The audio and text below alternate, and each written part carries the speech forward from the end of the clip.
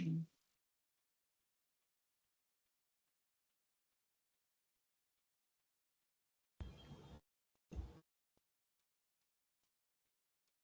evening.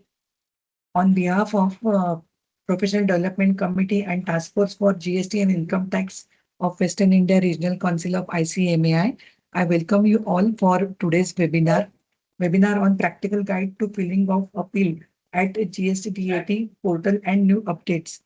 I welcome all the participants. I welcome our chairman, CMA Mihir Vyas. I request chairman to kindly give his welcome speech. Thank you so much, Gauri Madam, Pujanga Madam, and welcome CMA Pankaj Kanodia sir for the webinar on the practical guide to filing of appeal at GSTAT portal and new updates. And we are fortunate to have a very learned speaker and practicing cost account register valuer here. I am confident that our member will definitely gain some knowledge about the GSTAT and GST appeal. And I again welcome Pankaj sir. He is very senior practicing cost accountant and well-known person of WRC. Welcome sir, and over to you sir. Thank you, Mihir Bhai. Thank you, sir. Let me introduce our today's speaker, CMA Pankaj Kanodia, sir. Sir is a distinguished cost accountant and registered valuer by profession and founder of Kanodia and Company Cost Accountant Plus One Consulting Private Limited and PNR and Company LLP Cost Accountant. Sir is having 10 plus years of experience in costing and indirect taxation. Since GST was introduced in India, he has been actively working on GST compliance and advisory. He is the only practicing cost accountant in Surat who is also a registered valuer under IPPI and the Income Tax Act. He mainly works in areas such as GST litigation, appeals, and adjudications, refunds, costing and cost audit, management consulting, and business valuation.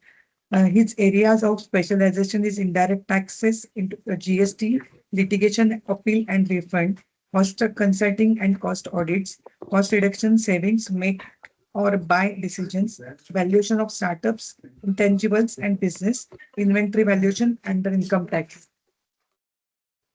Sir has delivered numerous sessions on GST and cost audit for students and professionals and is a regular contributor to various portals such as Tax Guru, CA Club India, and Institute Journal. His views have been featured in the Times of India Mumbai edition. I welcome you, sir, and request you to start the session. Also, welcome CMA Nanti Shah, sir, Vice Chairman and Chairman, Task Force for Income Tax and GST. Nanti, sir, can you hear us? Madam, I am on traveling right now. My network is not stable. I request Pankaj Bhai, please continue with the proceeding. I request staff to continue with the proceeding, please.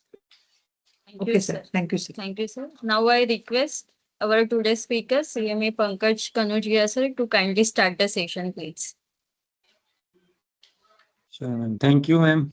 Thank you for your kind words. Thank you, Mihir Bhai and Nanti Bhai. Today's topic was we selected as a GST 80 appeal filing and practical queries or practical difficulties faced by our members or our tax professionals. So in this webinar, I am not going to share the PPT or I am not going to read the provisions or GST rules line by line, or else we are more or less check the practical aspects of the how to file the appeal on the GST portal. In fact, if time permit, I will try to give the demo of the filing. So before we start ahead, I am just pointing my 2-page sliding PPT. Just 1 minute. Because from this we can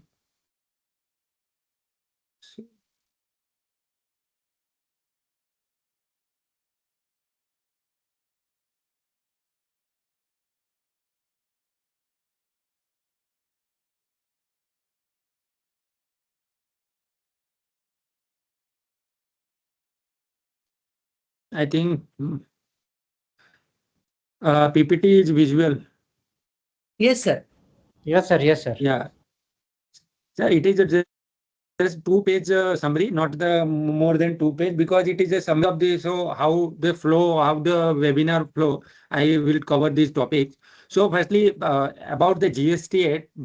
So as we all the professionals, tax professionals are know that GST 80 appellate tribunal is a fact finding authority, and in fact we can say that it is a last fact finding authority, because after GST 80 orders or any judgment of the authority, if it is on the fact, if does not have any question of law, so it could not be travel till the high court. सो अगर हमारे पास कोई भी ऐसा appeal आता है जहां पे जिसमें फैक्ट्स को लेके डिस्प्यूट है, या फैक्ट्स के कारण हमारी टैक्स डिमांड्स हैं, या कुछ भी ऐसा है, तो उस केस में जीएसटी ही हमारे पास लास्ट ऑप्शन है टू टेक द बेनिफिट, या टू हम अपने क्लाइंट्स को बेनिफिट दिला सकते हैं फ्रॉम द, भाई उसको जो भी जस्टिस दिलाना है. सो इसमें दो चीजें आती, जहां पे एक होता है question of fact and second was question of law. So जब हम अपील ड्राफ्ट करते हैं या एजुकेशन लेवल से या सोकोज के स्टेज पे, एसएमटी स्क्रूटनी के स्टेज से, ये सारी चीजें हमको ध्यान में रखनी होती है कि जो चीज जहां से रिलेट करती है, अगर कोई मैटर है कि जहां पे रिकंसिलेशन की बात है, जहां पे कुछ को डॉक्यूमेंट्स देने हैं, फैक्ट है, सो वो चीज प्रॉपर एजुकेशन अथॉरिटी के पास सारी चीजें वहां से हम लेके आए, स्टेज 1 से ही हम उसको प्रोड्यूस करें. इन केस अगर कुछ रह जाता है या नहीं रहता है, या कोई फैक्ट में जो आपने बताया वो फैक्ट अथॉरिटी ने, लोअर अथॉरिटी ने नहीं सही से देखा, या उस पर एजुकेट नहीं किया, उस पर प्रॉपर उसको अप्रिशिएट नहीं किया, सो उसके बाद हम अपीलेट अथॉरिटी के पास वो चीज हम रखते हैं. अगर इन केस अपीलेट अथॉरिटी ने भी वो चीज नहीं की, तो हम ट्रिब्यूनल्स के सामने रखते हैं कि भाई लोअर अथॉरिटी ने हमारी बात नहीं सुनी. So when there is a question of fact, so हम ट्रिब्यूनल्स को सीधा वो कर सकते हैं कि भाई ये फैक्ट था, ये सारी चीजें थी, ये हमारे पास डॉक्यूमेंट्स है, ये सब चीज. And when the question of law involve, so हम क्वेश्चन ऑफ लॉ इन्वॉल्व है, उसका मतलब ये नहीं कि हम ट्रिब्यूनल्स नहीं जा सकते. ट्रिब्यूनल्स के सामने भी हम क्वेश्चन ऑफ लॉ रखेंगे, बट उनकी भी कुछ लिमिटेशंस हैं, उनके भी जो, क्योंकि जीएसटी 80 भी एक जो प्रोविजंस हैं, जीएसटी 80 के जो प्रोविजंस है वो जीएसटी एक्ट के अंदर ही है. सो अगर वो क्वेश्चन ऑफ लॉ ऐसा है कि जो जीएसटी 80 के बाहर से हम उसको चैलेंज कर रहे हैं, या वो किसी और एक्ट को वायलेट कर रहा है या प्रोविजंस को कर रहा है, सो शायद ट्रिब्यूनल्स उस पर उतने अच्छे से एंटरटेन नहीं कर रहे जितने हाई कोर्ट्स. तो इसीलिए हम, जहां तक फैक्ट की बात है, वो question of tribunals is the fact finding authority. अगर कोई भी डिस्प्यूट फैक्ट को लेके होता है, तो हम हाई कोर्ट नहीं जा सकते हैं. हाई कोर्ट या सुप्रीम कोर्ट फैक्ट को लेके डील नहीं करते. सो हमारे ये जान लेना, या हमारे लिए ये नोट डाउन ये करना है कि भाई GST 80 is A final fact finding authority, उसके बियॉन्ड हम नहीं जा सकते. सेकेंड पॉइंट में मैं कवर करने की कोशिश कर रहा हूँ कि अगर जो, देखिए मैंने यहाँ पे वही चीजें कवर कर रहा हूँ कि जो हमको प्रैक्टिकली मैंने फेस किया, या मैं अभी प्रोफेशनल्स के सामने आ रही होंगी. सेकेंड पॉइंट आता है कि अगर हमारे पास एक ओआईए आता है, उसमें दो चीजें हो सकती है, या तो मल्टीपल ओआईओ को मिला के एक अपील ऑर्डर दिया हो, जैसे आपके पास सिमिलर मैटर्स के या 5 ईयर के या 5 मंथ के रिफंड ऑर्डर हो, उसके ओआईए एक ही अपीलेट अथॉरिटी ने सिंगल ओआईए दिया हो. या फिर दूसरा ये हो सकता है कि आपके एक ही ओआईए में मल्टीपल पार्टीज हो, जैसे अभी बहुत सारे कॉमन एजुडिकेटिंग अथॉरिटी के हम ऑर्डर्स देखते हैं. तो उस केस में क्या होता है, कॉमन एजुडिकेटिंग अथॉरिटी के केस में एक मेन पार्टी होती है, उसके अंदर बहुत सारे लोगों के भी ऊपर एलिगेशंस होते हैं, उनके पे भी डिमांड कंफर्म होती है, उसके पे भी फिर लोग अपील जाते हैं. सो इन दैट केस हम कैसे अपील फाइल करनी है. या कई बार ऐसा होता है कि कंपनी के नाम पे शोकॉज नोटिस होती है, या कंपनी के नाम पे, उसके बाद हम अपील में जाते हैं, तो अपील में भी हमने अलग अलग अपील फाइल की होती है, कि डायरेक्टर्स की अलग की होती है, उनके कंपनी की उसकी अलग की होती है. But being a common order in original, so appellate authority क्या करती है, उसको कंबाइन ओआईए इश्यू करती. सो इन दैट केस ऑल्सो हमें ये ध्यान रखना चाहिए कि हमें इंडिविजुअली पार्टी वाइज हमको अपील फाइल करनी है, नॉट दी OIA वाइज। सो अगर हमारे पास एक OIA में 10 पार्टी है तो हमारी 10 अपील जाएगी। और सेम अप्लीकेबल है कि अगर हमारे पास 10 OIO का एक OIA है तो भी हमें 10 अलग अलग अपील फाइल करनी है। अगर आपके पास डायरेक्टर्स के लिए अलग से पेनल्टी इम्पोज है या डायरेक्टर्स के ऑर्डर जो OIO था उसको अपहेल्ड किया है अपीलेट अथॉरिटी ने, तो हम ट्रिब्यूनल्स के सामने डायरेक्टर्स की अलग से अपील फाइल करेंगे। अभी हम नेक्स्ट हम डिस्कस करेंगे कि डायरेक्टर्स के केस में कैसे हम फाइल कर सकते हैं, क्योंकि उसका तो GSTN नंबर ही नहीं होता है, या हम उसको, क्योंकि जो ट्रिब्यूनल्स की अपील है अभी तक उसमें सब कुछ ऑनलाइन है, कोई भी फिजिकल या कोई भी ऑफलाइन फाइलिंग का कोई भी प्रोविजन या कहीं पे भी रूल्स नहीं है। तो हम कैसे फाइल करेंगे वो आगे हम डिस्कस करेंगे। सेकेंड,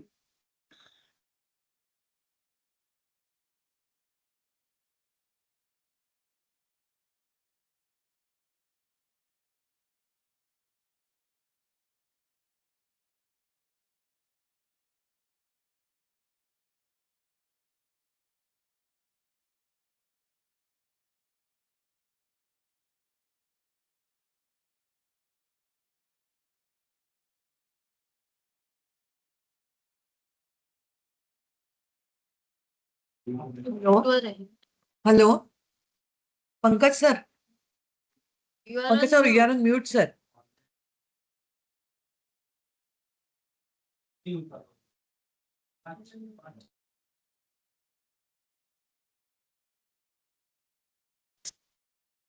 हेलो,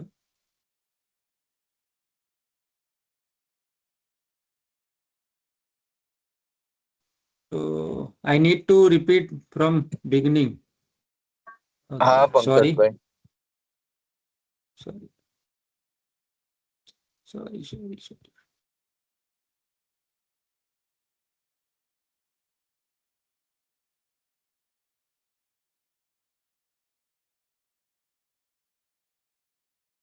आई होप नाउ अभी क्लियर है ना, आवाज आ रही है?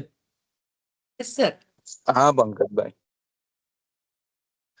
सो हम पहले बात कर रहे थे जी स्टेट फैक्ट फाइंडिंग अथॉरिटी की। जी स्टेट हमारे लिए एक लास्ट फैक्ट फाइंडिंग अथॉरिटी है कि जब अगर हम कोई भी फैक्ट से रिलेटेड डिस्प्यूट है, कि जहाँ पे हम बात करते हैं कि जहाँ पे क्वेश्चन ऑफ लॉ नहीं, ओनली फैक्ट्स इन्वॉल्व है, तो वहाँ पे हमारे लिए GSTAT ही हमारे पास लास्ट ऑप्शन है कि हम वहाँ पे हम अपने फेवर में या क्लाइंट के फेवर में हम ऑर्डर ले सकते।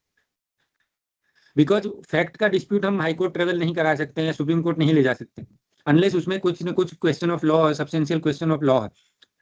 सो हमारे लिए वो बहुत इंपॉर्टेंट रखता है कि फैक्ट है तो हम उसको किस तरह से हम ट्रिब्यूनल्स के सामने रिप्रेजेंट करें कि ट्रिब्यूनल्स को फैक्ट समझ में आए और हम उससे रिलेटेड सारी चीजें हम उनको प्लीड कर सकें और हम फेवर में ले सकें डिसीजन। सेकेंड, हम डिस्कस कर रहे हैं कि अगर जहां पे मल्टीपल OIO है, कि कई बार क्या होता है सिमिलर नेचर के मल्टीपल OIO होते हैं एक ही पार्टी के, जैसे ये जो जनरली रिफंड के केस में होता है कि अगर हमने हर मंथली रिफंड ऑर्डर किया है, सो मंथली रिफंड हमारा 3-4 महीने का रिफंड रिजेक्शन है, सो उस केस में हम क्या करते हैं कि वो जब हम अपील में जाते हैं तो अपीलेट अथॉरिटी उसका एक single OIA appeal order pass करती है। वो सिंगल OIA के लिए जब हम ट्रिब्यूनल जाएंगे, अगर हमारा वहां पे अपीलेट अथॉरिटी हमारी अपील रिजेक्ट कर देती है और जब हमको ट्रिब्यूनल जाना है तो हम एक अपील नहीं फाइल करेंगे, हम जितने हमारे OIOs थे या जितने हमारे रिजेक्शन ऑर्डर थे या मेन डिमांड ऑर्डर थी वो सारे हम करेंगे। सबकी हम इंडिविजुअली अपील फाइल करेंगे।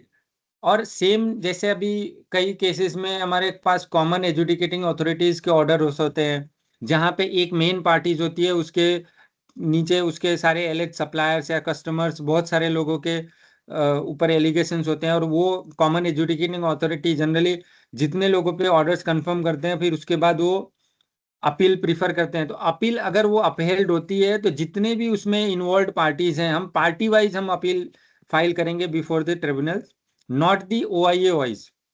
सो इन केस अगर एक कंपनी है उसके 3 डायरेक्टर्स हैं, 3 डायरेक्टर्स पे भी पेनल्टी का ऑर्डर्स है, सो उस केस में हम जब अपील फाइल करेंगे तो कंपनी की तो करेंगे ही करेंगे, एज वेल एज उस डायरेक्टर्स की इंडिविजुअली करेंगे, उस डायरेक्टर के उस पेनल्टी से, बिकॉज जो टैक्स या टैक्स डिस्प्यूट है वो सब है वो कंपनीज के ऊपर है, लेकिन हम being agreed with the penalty वो हम डायरेक्टर्स इंडिविजुअली वो अपील फाइल करेगा। अब डायरेक्टर्स बीइंग नॉन रजिस्ट्रेशन भी हो सकता है, बिकॉज कोई जनरली डायरेक्टर्स या पार्टनर्स होंगे उनके इंडिविजुअल जीएसटी नहीं होंगे, तो इन दैट केस हमें ये अपील कैसे फाइल करनी है वो जब हम डेमो देखेंगे तब भी देखेंगे। अब उसमें एक ट्रिब्यूनल्स के जो पोर्टल पे रजिस्ट्रेशन के लिए ऑप्शंस दिए हुए, उसमें अदर्स के ऑप्शंस में जहां पे हम यूआईएन तरीके से रजिस्टर्ड कर सकते हैं। सो जब हम डेमो देखेंगे तो हम उसमें ज्यादा क्लियर कर सकते। एक क्वेश्चन आता है, एक क्वेरी आती है कि हम डायरेक्टली जी स्टेट में अपील हम कर सकते हैं क्या? बिकॉज जो हायरकी है या जो प्रोसीजर लेट डाउन किया है जीएसटी में, पहले शोकत के स्टेज के बाद ऑर्डर आता है, ऑर्डर के बाद हम फर्स्ट अपील प्रीफर करते हैं, फर्स्ट अपील से हम सेकेंड अपील में जाते हैं। ये सीन यही चीज हमारी एक्साइज या सर्विस टैक्स में थी, बट वहां पे ये था कि अगर जैसे कमिश्नर का ऑर्डर होता है तो उससे हायर अथॉरिटी होती है, उस कोई हायर अथॉरिटी वहां नहीं थी तो हम सीधा ट्रिब्यूनल अप्रोच करते थे। सो यहाँ पे जनरली कमिश्नर ऑर्डर्स नहीं पास कर रहे हैं, यहाँ पे एडिशनल कमिश्नर तक करते हैं, तो हम कमिश्नर अपील को अप्रोच करते हैं ऑर्डर फर्स्ट अपील के। बट इन केस अगर हमारा ऑर्डर ये ओरिजिनल रिवाइज्ड हुआ है अंडर 108 में रिविजनल ऑर्डर पास किया है अथॉरिटी ने, सो इन दैट केस अगर रिविजनल ऑर्डर है तो हम डायरेक्टली जब ट्रिब्यूनल को ही रेमेडी अवेलेबल है, हम फर्स्ट अपील नहीं जा सकते। सो यही एक सिनेरियो है कि जहां पे हम नहीं जी स्टेट जाने के लिए एक तो फर्स्ट अपील आपकी रिजेक्ट होनी चाहिए, या तो आपके पास डायरेक्टली रिविजनल ऑर्डर है। जैसे इन केस कई बार क्या होता है कि आपके पास कोई DRC 7 मीन्स डिमांड ऑर्डर है, ऑर्डर ये ओरिजिनल है, उसको कोई भी रीजन से या तो हाई कोर्ट की डायरेक्शन की वजह से या तो आपके वो रिवीजन आपके रिक्वेस्ट के बाद वो रिवीजन किया सेक्शन 108 में उसको रिवाइज कर किया गया, रिवीजन RVN 08 इशू किया, उसके बाद हम उसमें सीधा सीधा हमें ट्रिब्यूनल ही अप्रोच करना है और ट्रिब्यूनल के लिए हमको अपील फाइल करनी है। उस केस में हम फर्स्ट अपील नहीं फाइल कर सकते। अब एक दूसरी प्रैक्टिकल क्वेरी आती है कि अगर हमारे पास मैनुअल OIA इशू हुआ है या APL 04 हमको इशू नहीं हुआ है तो उस केस में हम कैसे करेंगे? क्योंकि अभी सर आपने बताया कि सारी जो इसमें फाइलिंग्स है वो सब कुछ ऑनलाइन है, तो उस केस में हम जब हम पोर्टल पे अपील फाइल करने जाते हैं तो वहां पे ऑप्शंस दिया है कि अगर आपके पास ARN अवेलेबल है या नहीं है। अगर नहीं है तो आपको सारी डिटेल्स आपको मैन्युअली फिल करनी है। सो वहां पे आपके ऑर्डर्स अपलोड करना है, रिस्पोंडेंट ऐड करना है, सारी चीजें आपको आप अपील फाइल कर सकते हैं जैसे कि आप ऑनलाइन वाले में कर सकते हैं। फर्क इतना है कि फर्स्ट स्टेप में अगर हमारे पास ARN अवेलेबल्स हैं तो उस केस में हम ARN डालने के बाद कुछ डायरेक्ट चीजें फैच हो जाती है उसके ऑर्डर से रिलेटेड डिटेल्स, और कुछ चीजों में जब हमारे पास ऑनलाइन नहीं है तो मैनुअल OI के केस में हमें वो मैनुअल पंच करना पड़ता है। फिर एक प्रैक्टिकल चीज जो हम बात करते हैं authorize representative and right of appearance, ये डायरेक्टली डील करता है हम जैसे टैक्स प्रोफेशनल्स के लिए। बिकॉज अगर हम ऑथोराइज रिप्रेजेंटेटिव हैं, सो बीइंग ऑथोराइज रिप्रेजेंटेटिव हमें क्या क्या चीजें ध्यान रखनी चाहिए या किस तरह से हम अपीयर कर सकते हैं या कौन अपीयर नहीं कर सकता है, उसके लिए हमें सेक्शन 116 में ऑथोराइज रिप्रेजेंटेटिव की पूरी दी हुई है, उसमें लिस्ट दिया हुआ कौन अपीयर कर सकता है कौन नहीं अपीयर कर सकता है। इसमें एक चीज हमें ध्यान ये रखनी चाहिए कि जब हम अपीयर कर रहे हैं तो हमारा ड्यूली वकालतनामा authorization letter with memorandum of appearance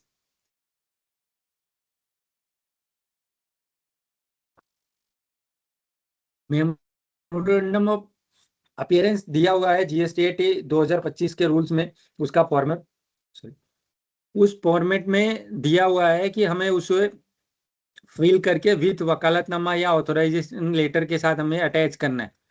अब कौन अपीयर कर सकता है या कौन नहीं अपीयर कर सकता है उसमें अगर हम बहुत डिटेल में नहीं जाएं, उसमें जैसे हम CA practising CMA CA CS lawyers, उसके अलावा कंपनी के खुद के रेगुलर एम्प्लॉयज भी कर सकते हैं, और डिपार्टमेंट साइड से जो है डिपार्टमेंट साइड से उनके ऑफिसर्स ऑथराइज होंगे वो कर सकते हैं। एक दूसरा इस पॉइंट में एक इम्पॉर्टेंट चीज है NOC of earlier authorize representative. ये एक ऐसी चीज है कि हमें कई बार ध्यान नहीं रहता है या कई बार हम इसको बहुत इम्पोर्टेंस नहीं देते हैं। जब हम ट्रिब्यूनल्स के सामने अप्रोच करते हैं फॉर जैसे हमारे पास कोई केस रिफर होके आता है या कोई केस पुराना केस हमारे पास, हम उसमें नए लीगल रिप्रेजेंटेटिव अपॉइंट होते हैं, तो इन दैट केस हमारे लिए ये बहुत इंपॉर्टेंट है कि जो पुराने वहाँ उनके एडवोकेट्स थे या उनके जो कंसल्टेंट थे ऑथराइज रिप्रेजेंटेटिव थे, उनसे हमें एनओसी लेनी है। जब हम अपना नया वकालतनामा हम फाइल करेंगे, नया ऑथराइजेशन लेटर फाइल करेंगे बिफोर ट्रिब्यूनल, सो उसके साथ पुराने जो ऑथराइज रिप्रेजेंटेटिव हैं उनका एनओसी होना जरूरी है। उसके अलावा हमें प्रोफेशनल हमारे ड्रेस कोड को भी ध्यान रखना चाहिए, जैसे रूल्स में दिया हुआ है ड्रेस कोड के बारे में कि ब्लैक एंड व्हाइट आपको पहनना है, साथ में आपको कोट पहनना है, ब्लैक ब्लेजर पहन कोट है, ब्लैक टाई है। उसके अलावा उसमें कुछ रिलैक्सेशन है फॉर द समर, वो लाइक जैसे अभी हम कोर्ट की बात करें या सिविल कोर्ट या हाई कोर्ट में, वैसे ही रिलैक्सेशन है मार्च से लेके अप्रैल से लेके अगस्त तक का। फिर अब बात करते हैं, अभी इसके बाद आता है who may be the respondent. ये सब चीजें मैंने प्रैक्टिकली जो मैंने फेस किया या जो चीजें हमारे क्वेश्चंस आती हैं कि जब हम अपील फाइल करते हैं ट्रिब्यूनल्स के ऊपर, या हमारे पास जब एक ओआईओ आता है और सॉरी ओआईए आता है, तो हमें डिसाइड करना होता है या हम सोचते हैं कि इसमें क्या क्या चीजें आएगी, या जब अभी हम देखेंगे प्रैक्टिकली फॉर्म भरते समय तो कितनी डिटेल्स वो कितने टैब में पूछता है, तो ये टैब में क्या आएगा, उस टैब में क्या आएगा, वो सारी चीजें हमें ध्यान रखनी चाहिए। इसमें एक पॉइंट है रिस्पोंडेंट कौन बनेगा या रिस्पोंडेंट किसको बनाना चाहिए, तो उसके लिए जी स्टेट रूल्स में भी है। और जनरली क्या होता है कि जब हम ट्रिब्यूनल्स के सामने हम लेके जाते हैं, हम अपील रिजेक्शन ऑर्डर लेके जाते हैं, बट हालांकि हमको मेन जो रिलीफ चाहिए होती है वो डिमांड ऑर्डर से चाहिए होती है, हमारे रिफंड रिजेक्शन ऑर्डर से या हमारा रजिस्ट्रेशन कैंसिलेशन के लिए चाहिए, जो एजुकेटिंग अथॉरिटी या लोअर अथॉरिटी जिसको हम बोलते हैं उसने पास किया होता है। अपीलेट अथॉरिटी तो उसको अपहेल्ड करती है, अगर उसको सही नहीं लगता है या उसको सही लगता है तो ड्रॉप करती है।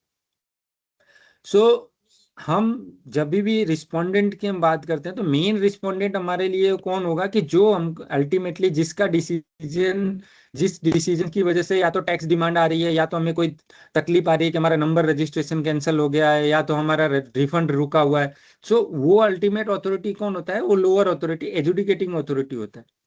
सो एजुकेटिंग अथॉरिटी को रिस्पोंडेंट बनाना हमारे लिए, तो अब ऐसा होगा कि हम इसमें सिंपल हम ये टेक लेते हैं कि जिसने हमारा डिमांड ऑर्डर पास किया या DRC 07 जिसका नाम दिख रहा है हम उसको रिस्पोंडेंट बना दें, सही है, उसको बनाना है। बट उसके अलावा हमें उसके कमिश्नर को भी बनाना है, because ultimately commissioner is a respondent. Commissioners को ही हम बनाएंगे उसके, जिसे सेंट्रल के अगर किसी सुपरिटेंडेंट ने पास किया तो उसके मेन कमिश्नर उस ज्यूरिडिक्शंस के या उस कमिश्नर के होंगे, वो रिस्पोंडेंट हो। सो ये एक खास ध्यान रखना है जब रिस्पोंडेंट। उसके अलावा जो अपीलेट अथॉरिटी है या उसके अलावा जो सुपरिटेंडेंट है हम उसको बनाओ, वो है, लेकिन मेन रिस्पोंडेंट में हमको और ये चीज GSTAT के रूल्स में भी लिखा हुआ। एडिशनल एविडेंसेस की अगर हम बात करें बिफोर जी स्टेट, सो अगर जो प्रोसीजर या जो नॉर्मल लेट डाउन लॉ है, या उसमें हम ये बोलते हैं कि अगर हम लोअर अथॉरिटी के सामने कोई डॉक्यूमेंट्स या कोई एविडेंसेस प्रोड्यूस नहीं किए हैं, सो विदाउट परमिशन या without consent of the tribunals हम नया एविडेंसेस ट्रिब्यूनल्स बेंच के सामने नहीं प्रोड्यूस कर सकते। इस केस में ऐसा है कि अगर कोई फैक्ट है या कोई ग्राउंड कोई एविडेंस है जो हमने लोअर अथॉरिटी को नहीं दिया, अपीलेट अथॉरिटी को नहीं दिया, अब डायरेक्टली हम ट्रिब्यूनल्स के सामने ले जाएंगे कि सर ये मेरा पेपर है, ये तो जो कभी प्रोड्यूस ही नहीं किया है, तो ट्रिब्यूनल्स में decline to accept. But in practically मेरा ये लिमिटेड अंडरस्टैंडिंग ये बोलता है या मेरा ये सुझाव है कि हमें ग्राउंड्स या हमें चीजें हमारे प्लीडिंग में रखनी चाहिए। Let them respondent to ask कि भाई ये नहीं है था पहले कभी या नहीं है, फिर हम रिक्वेस्ट या हम ट्रिब्यूनल्स के सामने हम प्रे कर सकते हैं कि सर ये एविडेंस को एक्सेप्ट किया जाए और उसकी वजह से क्यों चेंज हो जाएगा सिनारियो, सारी चीजें तो हमें रखना चाहिए प्लीडिंग में।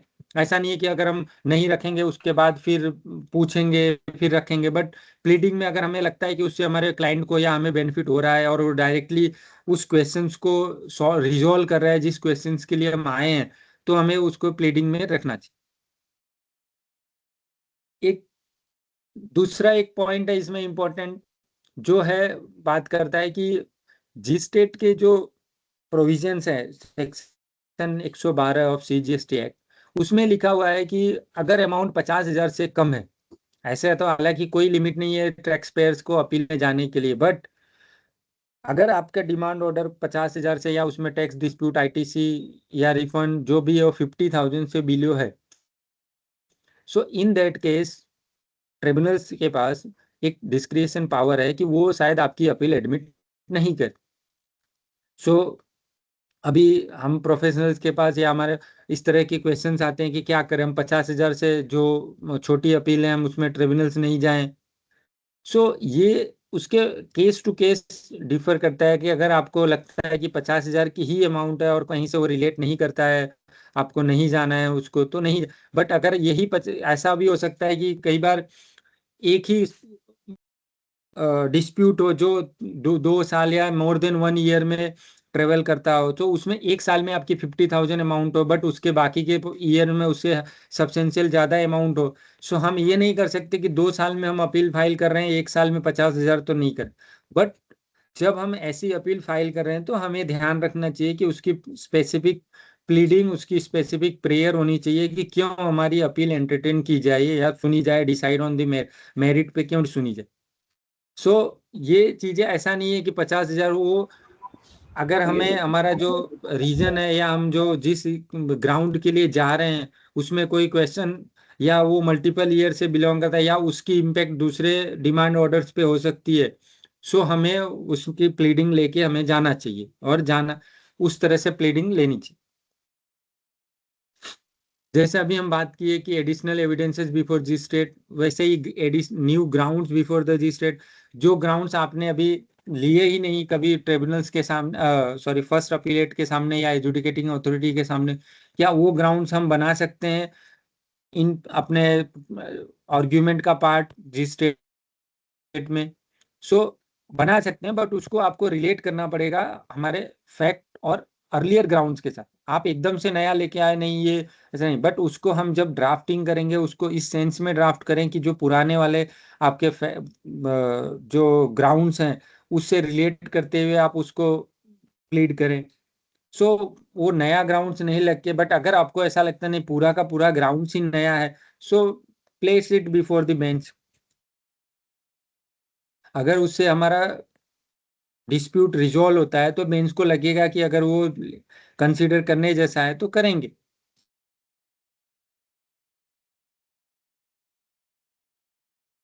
ये cases where OIA in favour of the tax payer,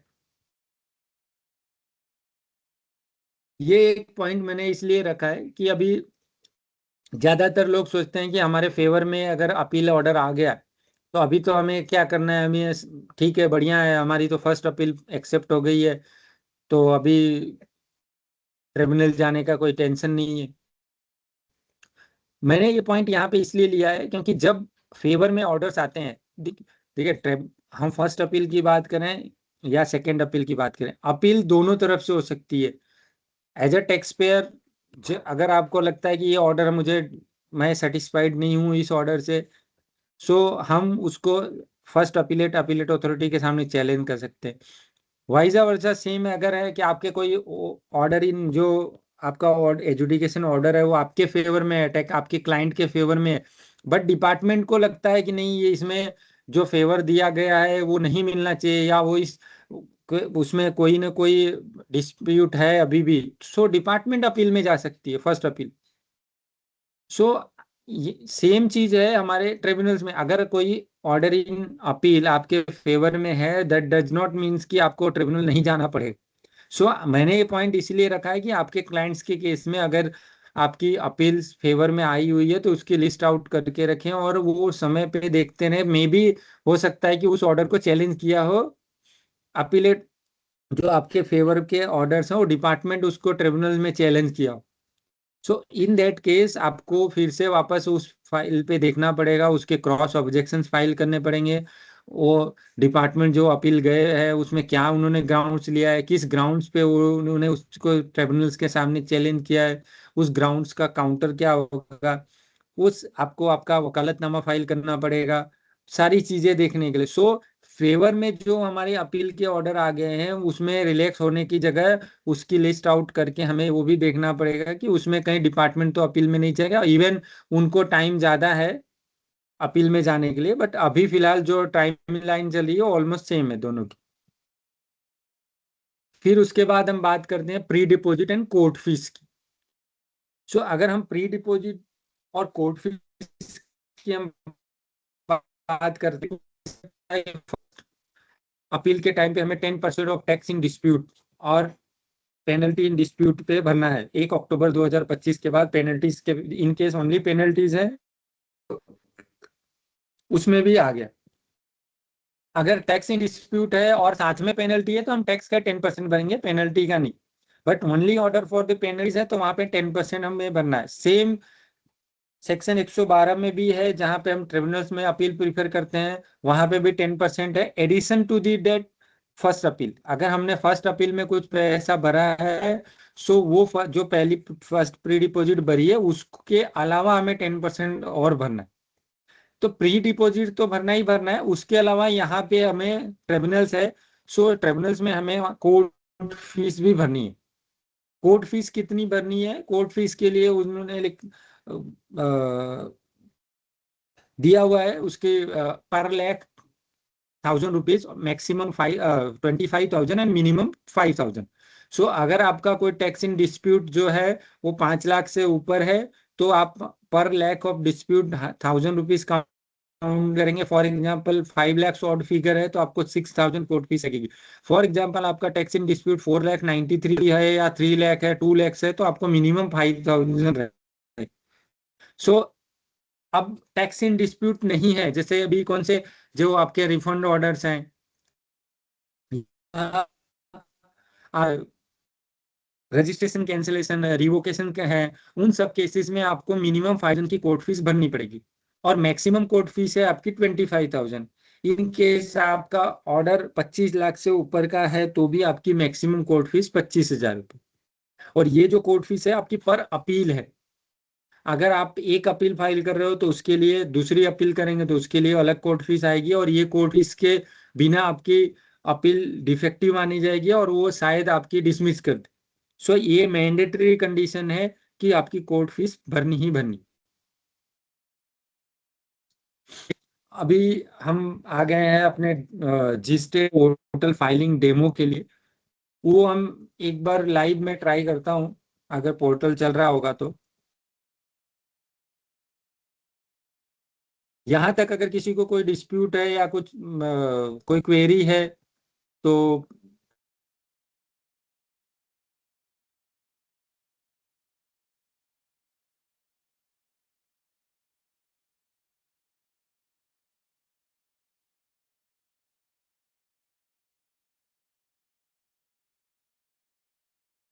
ये देखिए, मैं जब जो बात कर रहा था स्टार्टिंग में,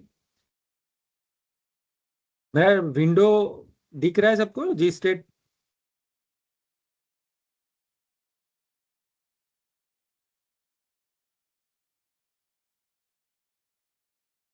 hello?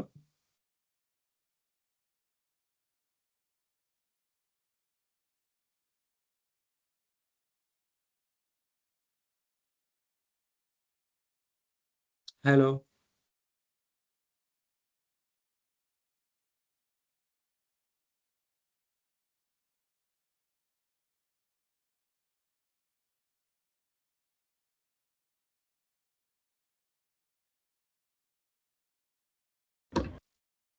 Audible as well as visible. अभी ट्रिब्यूनल्स के पैनल विजुअल है?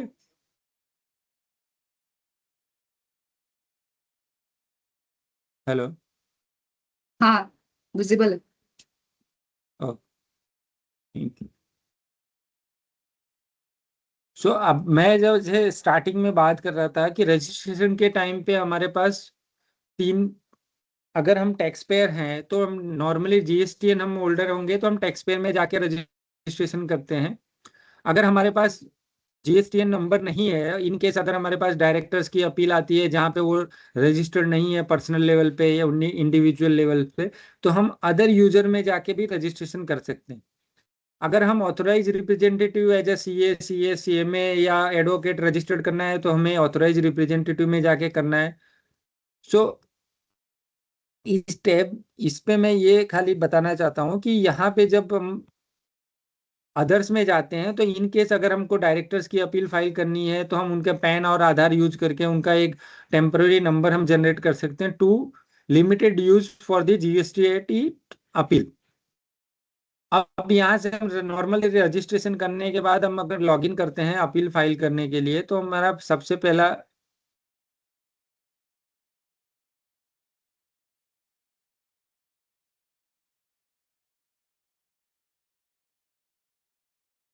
लॉगिन करने के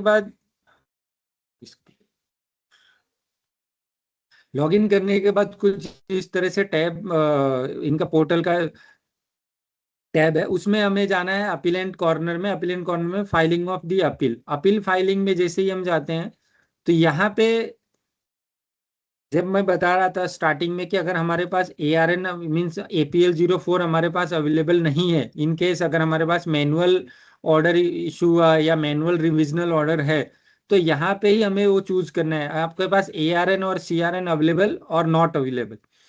इन केस अगर आपके पास ARN अवेलेबल होगा तो ARN नंबर डालने के बाद हमें जो ऑर्डर्स की डिटेल्स है रिलेटेड उससे वो अपने आप फेच कर लेती। अगर हमारे पास ऑर्डर्स की डिटेल्स नहीं है सो हम उसमें नॉट अवेलेबल करेंगे तो यहाँ पे हमें मैनुअल चीजें डालनी है। मैनुअल यहाँ पे अगर हम डालते हैं कि अब सेकंड हम यहाँ पे ARN CRN not available choose करने के बाद वो पूछेंगे, अभी हर चीज मैनुअली पूछे कि आपका APL 04 है या APL 02 से रिजेक्ट हो गया। बहुत सारे केसेस में हमने देखा होगा कि APL 04 नहीं इशू हुआ है। क्यों? क्योंकि वो अपील एडमिट ही नहीं हुई, एडमिट के स्टेज पे वो टाइम बार की वजह से delay filing in the first appeal beyond the condonation period, वो अपील वहीं से रिजेक्ट हो गई है तो वहां पे APL 02, सो वहां पे APL 02 रिजेक्टेड है। जहां पे APL 02 रिजेक्टेड नहीं, आपको APL 04 मिला तो हम APL 04 चूज करेंगे। बट इन केस हमारे पास APL 04 नहीं है, अभी हम बात कर रहे थे तो APL 04 दैट मीन्स आपका ऑर्डर इन ओरिजिनल की ये बात करें। सो हम ऑर्डर इन अपील की बात कर रहे हैं तो ऑर्डर इन अपील के लिए हम APL 04 यहाँ पे चूज करें। अगर हमारे पास ऑर्डर हम अपील में नहीं गए, हमारा ऑर्डर रिवाइज्ड हुआ है, रिविजनल ऑर्डर है, तो हम रिविजनल ऑर्डर चूज करेंगे। सो हम फॉर एग्जांपल मैं अभी एक बार APL 04 या रिविजनल ऑर्डर कुछ भी चूज करके यहाँ पे मैं एक ABC एक नंबर में डालता हूँ। यहाँ पे अपीलेंट का नाम पूछेगा, सब चीजें हमें मैनुअल क्योंकि हमारे पास CRN अवेलेबल नहीं। सेकंड यहाँ पे टाइप ऑफ द ऑर्डर क्या है आपका टाइप ऑर्डर में, जैसे डिमांड ऑर्डर है, रजिस्ट्रेशन ऑर्डर है, वेदर रिकवरी ऑर्डर है, रिफंड ऑर्डर है, इन्फोर्समेंट ऑर्डर है, LUT है, others. So in case if it is a DRC 07 for the tax demand, then we need to choose demand order. Thereafter registration cancellation के issues होंगे तो हम registration order, recovery order है, refund rejections order होंगे, so refund order हम choose करेंगे। For example हम demand order choose करते हैं। अब यहाँ पे अपीलेट अल्टीमेटली जो ऑर्डर पास किया वो कौन है, अपीलेट अथॉरिटी है और रिविजनल अथॉरिटी है। सो जैसे मैंने बताया कि अगर रिविजनल ऑर्डर है तो रिविजनल अथॉरिटी होगी। सो हमारे पास रिविजनल अथॉरिटी हमने चूज कर लिया। इसके बाद अपीलेट और रिविजनल अथॉरिटी पास्ड बाय, यहाँ पे हम उसका नाम लिखेंगे, उसका डेजिग्नेशन लिखेंगे,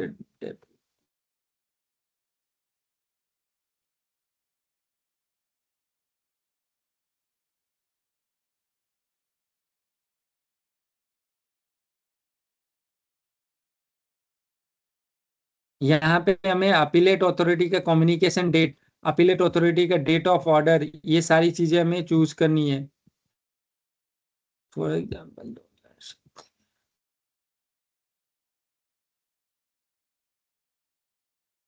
यहाँ पे order ID of original adjudicated order, जो डिमांड, अगर हमने यहाँ पे डिमांड ऑर्डर लिया है इसलिए वो डिमांड ऑर्डर की DRC 07 की आईडी मांग रहे हैं, क्योंकि वो वहां से वो फैच करेंगे कि भाई डिमांड कितने की थी क्या था। बट ये शायद यहाँ से ऑटो फैच नहीं कर।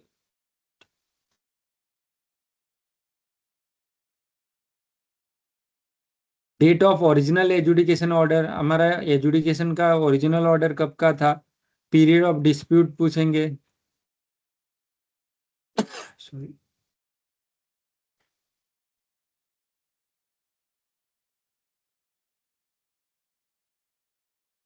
और यहाँ पे इम्प्यूग्न ऑर्डर की कॉपी अटैच करना है। ये इन सब केसेस में मैनुअल ऑर्डर्स हैं।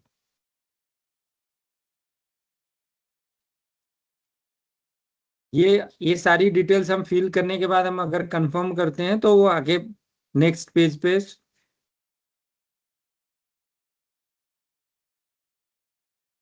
पे मूव होने के बाद बेसिक डिटेल्स पूछेंगे हमें, कौन से एक्ट का डिस्प्यूट है। फॉर एग्जांपल जैसे अगर हमारा CAS का डिस्प्यूट है, IGST का है, सो अकॉर्डिंगली अगर हम CGST SGST का डिस्प्यूट है तो यहाँ पे वो सेक्शन 112 के अकॉर्डिंगली वो, इसलिए अगर हम IGST चूज करते हैं तो हम यहाँ पे हम वन और मोर एक्ट भी लिख सकते हैं। जैसे अगर हमारा सब में डिस्प्यूट है तो हम सबको ऐड करेंगे यहाँ पे एक एक करके।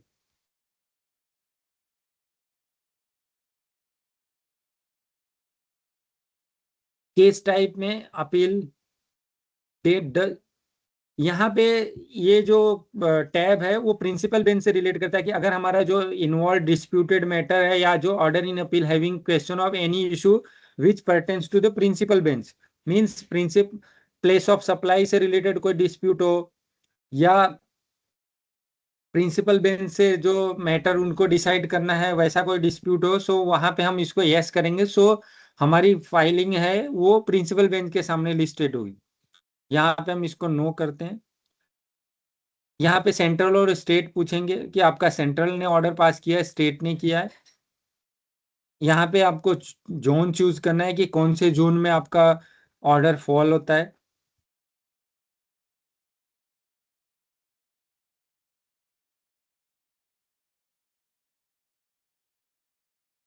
Have the original order of adjudicating pass by the common adjudicating authority. जैसे मैंने बताया कि यहाँ पे अगर आपका मल्टीपल पार्टीज वाला ऑर्डर है, कॉमन एजुडिकेटिंग एक ही अथॉरिटी ने मल्टीपल पार्टियों का एजुडिकेशन सिंगल ऑर्डर में किया होगा तो यहाँ पे यस करेंगे, नहीं तो नो करके हम सेव एंड नेक्स्ट करेंगे।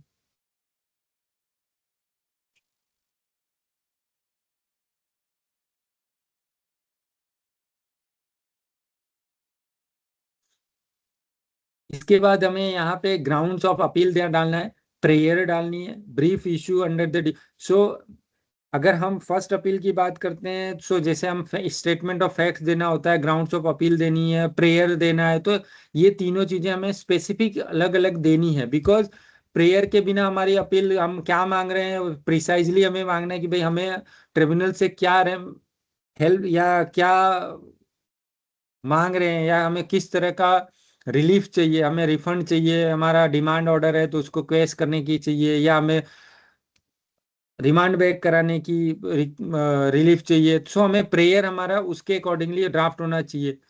ग्राउंड्स ऑफ अपील जो है हमें उसको पॉइंट, सो अगर आपका ग्राउंड्स ऑफ अपील आप यहाँ पे नहीं लिखना चाहते हैं तो हम उसको अलग से सीट में एनेक्सर मार्क करते हैं। सो हम एनेक्सर मार्क करके भी दिखा सकते हैं भाई as per annexure A, as per annexure B, what. अब यहाँ पे कैटेगरी ऑफ केस, यहाँ पे इन्होंने कैटेगरी ऑफ केस इतने सारे, जैसे जो फर्स्ट अपील में जैसे आता है वैसे ही इनका ड्रॉप डाउन है, उसमें से हमें चूज करना है कि जो अप्रोप्रिएट हमारी कैटेगरी है उसे ही चूज करना है। अकॉर्डिंगली वो लोग उस चीज को लिस्ट करेंगे या उस चीज को कंबाइन करेंगे।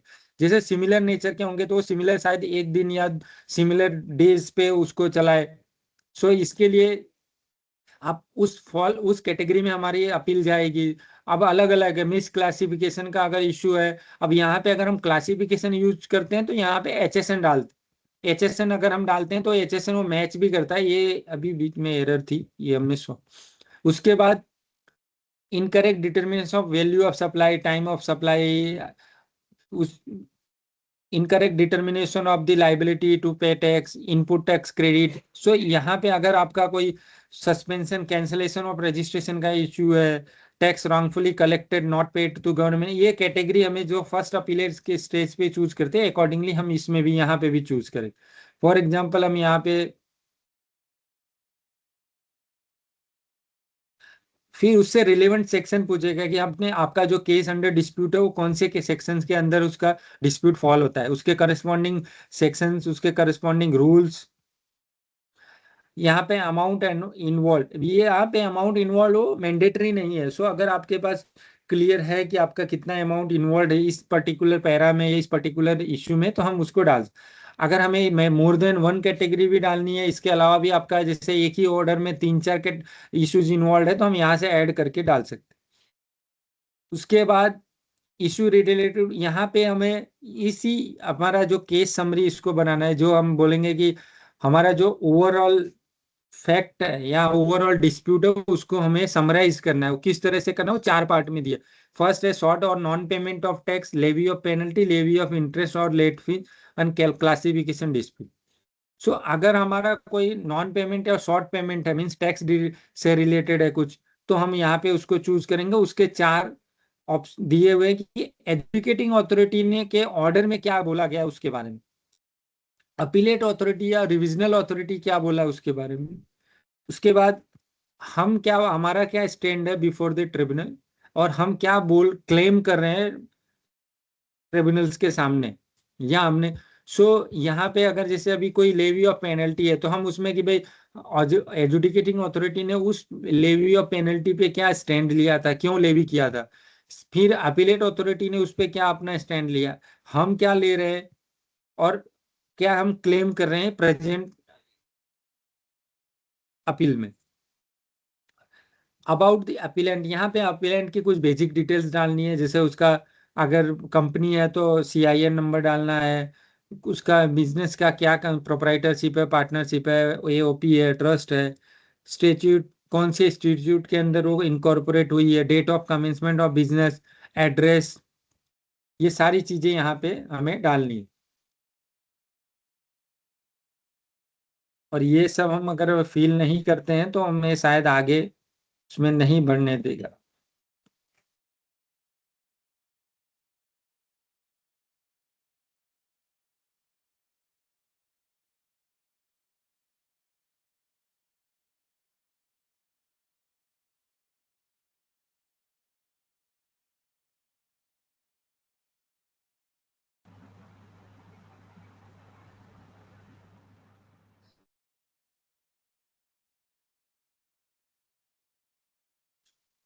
यहाँ पे स्टेटमेंट ऑफ फैक्ट्स की हिस्ट्री। अब ये सब जो statement of facts means step by step event wise हो इनको फैक्ट यहाँ पे हमें डालना है कि फॉर एग्जांपल ASMT 10 इशू हुआ beginning of the Inception of the proceeding. So ASMT 10 का रेफरेंस नंबर, यहाँ पे एक्शन किसने लिया, तो एक्शन किसका था, वो ओरिजिनल और एजुडिकेटिंग अथॉरिटी का था। सो और फिर हम उसका रिप्लाई फाइल करते हैं तो उसका रेफरेंस नंबर यहाँ पे हम क्या लेंगे, अपीलेंट एक्शन बाय मा अपीलेंट। जैसे अभी मैं यहाँ पे एक रेफरेंस नंबर ऐसे ही लिख देता हूँ ये और इसकी डेट, तो ये हमें आगे बढ़ने देगा। सो ये हमें स्टेप बाय स्टेप ऐड करना है। जैसे फिर उसके बाद हमने SMT 10 आया उसमें 11 में रिप्लाई दिया, 12 नहीं आया, उसके बाद 1A आया तो 1A का रेफरेंस नंबर डालेंगे। हम यहाँ से ऐड कर सकते हैं जितने भी, फिर उसके बाद ये सारे फैक्ट्स ऐड होंगे, हम सेव एंड नेक्स्ट करेंगे।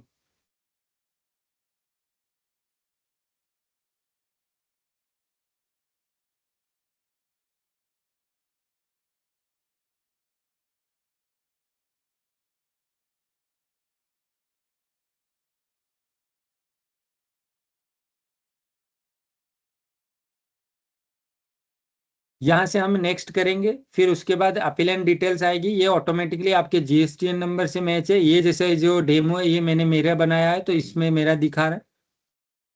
यहाँ से हमें बैक जाके जैसे अभी मैं सॉरी इस पेज पे अगर हमें जो ईमेल आईडी और ये mobile number at the time of registration वाला ही दिखेगा, अगर हमें उसे चेंज करना है तो हम कर सकते हैं, नहीं तो अब हम बात करते हैं रिस्पोंडेंट की, जो हमने देखा कि रिस्पोंडेंट किसको करना है। अब यहाँ पे देखेंगे तो एक ये रिस्पोंडेंट अपने आप आ रहा है, ये क्यों आ रहा है, वो शायद टेक्निकल ग्लिच की वजह से सभी किसी न किसी ऑर्डर में किसी का भी नाम आ रहा है, सो वो हम इसको डिलीट भी नहीं कर सकते, ऐसा है।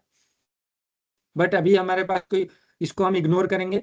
दूसरा, हमें यहाँ पे एक रिस्पोंडेंट का नाम जिसे ऐड करना है, तो उसका हम नाम डालेंगे, उसकी डेजिग्नेशन डालेंगे, ऑफिस कौन सी ऑफिस, मीन्स वो office of the commissioner of central tax, state tax या वॉट एवर जो है वो हम डालेंगे।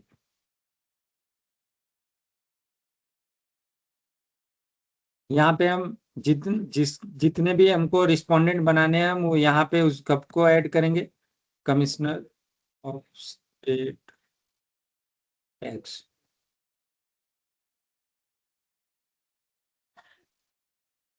ये इसमें तीन डिटेल्स जो है वो मैंडेटरी है। कॉन्टेक्ट नंबर यानी ईमेल आईडी मैंडेटरी नहीं है। इसके बाद जब हम रिस्पोंडेंट ऐड करते हैं तो वो रिस्पोंडेंट की लिस्ट में यहाँ पे दिखेगा। ये ऐसे ही हमें मल्टीपल, जैसे हमारे पास अपीलेट अथॉरिटी को रिस्पोंडेंट बनाना है तो हम यहाँ पे उसको डालेंगे, फिर ऐड करेंगे तो आगे बढ़े। इसके बाद फिर हम नेक्स्ट करते हैं तो हमारे पास आएगा रिप्रेजेंटेटिव। सो यहाँ पे जब हम, क्योंकि ये अपील हम फाइल करते हैं एज अ टैक्स पेयर की लॉगिन से, as a tax payer. So tax payer जब, तो उसमें हम अपना रिप्रेजेंटेटिव ऐड करना है। अब रिप्रेजेंटेटिव ऐड करने के लिए ये आपको जीएसटीएटी पे जो आपके लीगल रिप्रेजेंटेटिव हैं या आप एज अ प्रोफेशनल रजिस्टर्ड होने चाहिए। अगर मैं अपनी बात, तो मैं जैसे रजिस्टर्ड हूँ एज अ टैक्स प्रोफेशनल हमने, तो यहाँ पे आप अपना नाम डालेंगे। तो ये मेरा नाम, इसको मैं यहाँ पे ऐड करूंगा।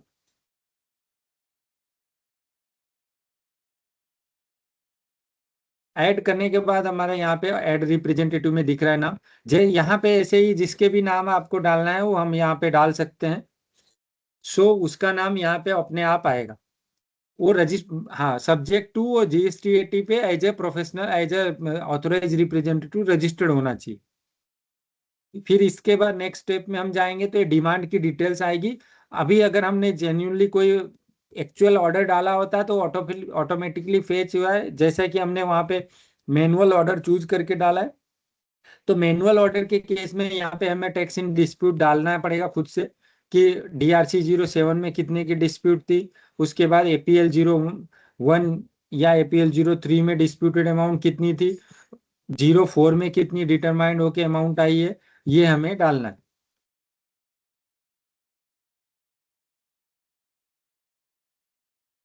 ये हम डाल के कंफर्म करेंगे। इन केस अगर कई बार ऐसा होता है कि ये टेबल में ड्यू डेट नहीं लेते हैं, तो एक आगे ऑप्शन दिया आपको सेल्फ कैलकुलेशन शीट अपलोड करने की, वो भी हम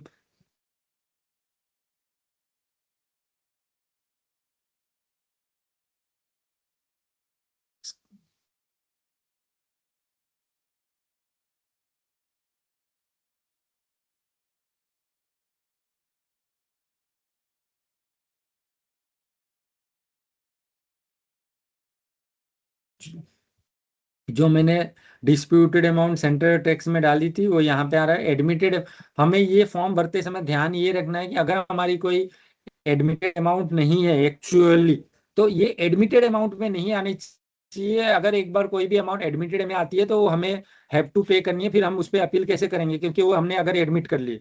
सो ये थोड़ा प्रिकॉशनरी भरना है, उसके अकॉर्डिंगली हमें फिर सेव एंड नेक्स्ट करेंगे तो pre deposit generally automatically calculate करता है और वो डेटा GSTN पोर्टल से लेंगे। अभी मैं यहाँ पे रिफ्रेश करके इसको सेव एंड नेक्स्ट करता हूँ, सॉरी बैक चला गया।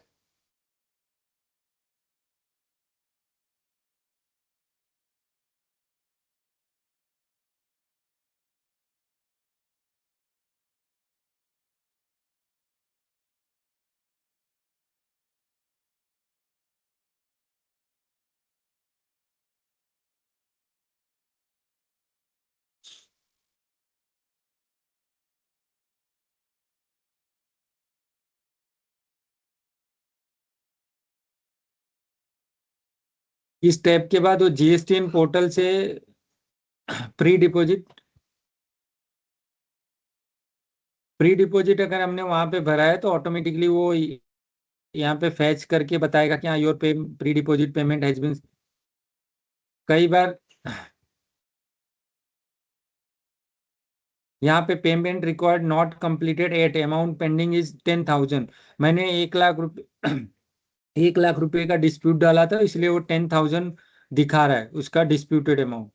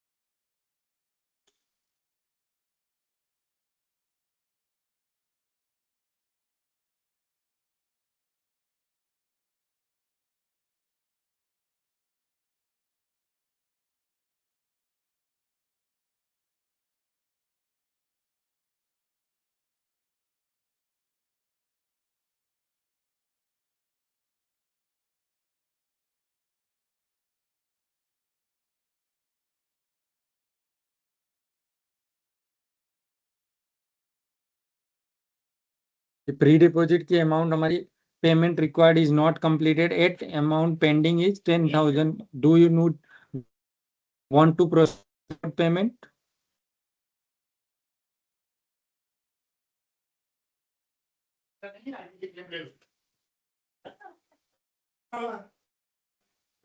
अगले महीने एडजस्ट कर लेंगे। ये सब चीजें तो हम लोग सिखाते आए थे, और इसी के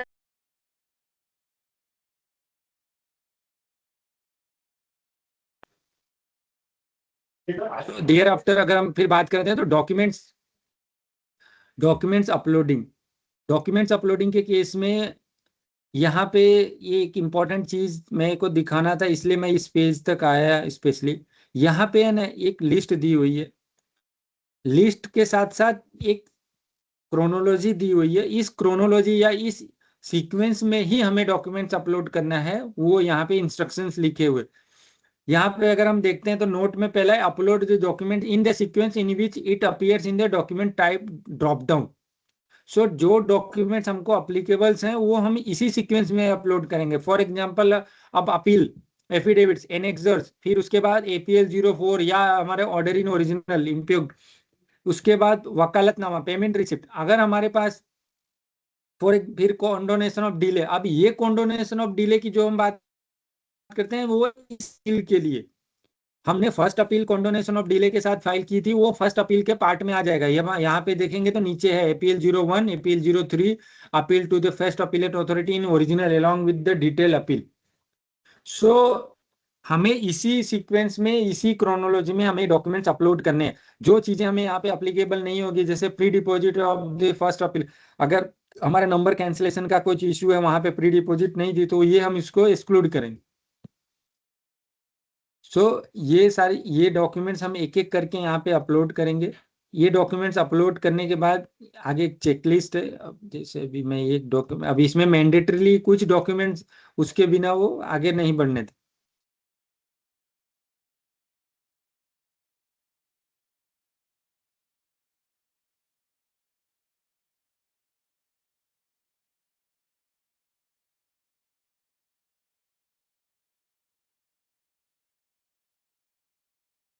पेज नंबर 100 पेज तक होता है, तो अपने आप पेज नंबर काउंट करें तो हमें पेज नंबर, जो डॉक्यूमेंट्स हम अपलोड करेंगे वो यहाँ पे दिखेगा। जैसे अभी तक मैंने 3 पेजेस अपील अपलोड किए थे, तो ये 3 पेजेस यहाँ पे दिख रहे हैं। उसके बाद हम इसको नेक्स्ट करेंगे, तो जो मैंडेटरी, जैसे upload the show cause notice. So show cause notice के बिना अभी अगर अब मैं अभी शोकोज नोटिस अपलोड करता हूँ तो उसके बाद DRC 07 भी मांगे, क्योंकि DRC 07 इज मैंडेटरी। डिमांड, अगर हमने डिमांड ऑर्डर चूज किया है तो शोकोज नोटिस और डिमांड ऑर्डर।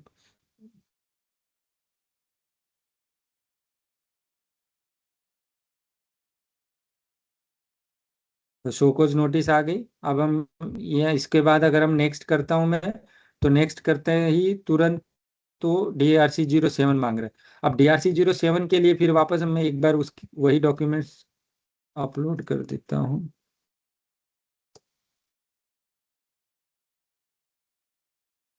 सो ये DRC 07 आ गया। अब मैं करता नेक्स्ट करूंगा तो अपलोड दी वकालतनामा। अब वकालतनामा के बिना दैट मीन्स वकालतनामा के बिना आप अपील फाइल नहीं कर सकते। सो आपका वकालतनामा ड्यूली साइंड एंड स्टैम्प होना चाहिए, क्लाइंट का भी और आपका भी।